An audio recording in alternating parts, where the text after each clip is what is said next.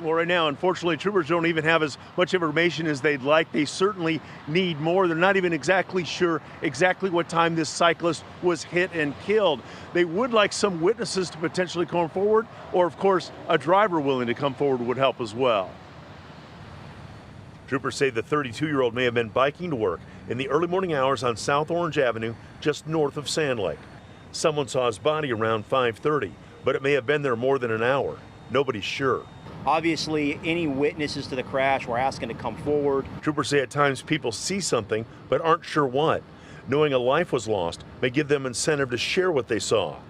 Troopers could not find any debris to lead to a description of the hit-and-run vehicle, but suggest they do believe it's a larger vehicle, a larger truck, semi, a dually type vehicle.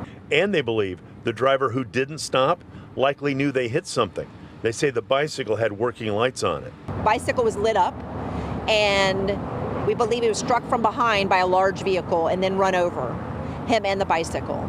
And then that vehicle took off southbound. I think we can say that in this case. I think because both the bicycle and the gentleman were not only struck but run over, that even if it was a larger vehicle, there would be too much movement in their vehicle to not know that they ran over something. The hit and run crashes have gone astronomically through the roof. Already this year, FHP has worked 21 fatal hit and runs in just Orange County. That compares to 8 this time last year and 11 over the same time period in back-to-back previous years. I think as a human being, you have to stop. And it's ridiculous to understand how somebody could strike another human and leave the scene and not render aid and not call for help for that person. And troopers point out that leaving the scene of a crash involving a death is a crime, and it involves the possibility of prison.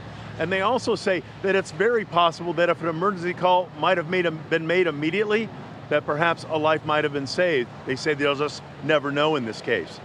Reporting live in Orange County, Dave McDaniel, WESH 2 News.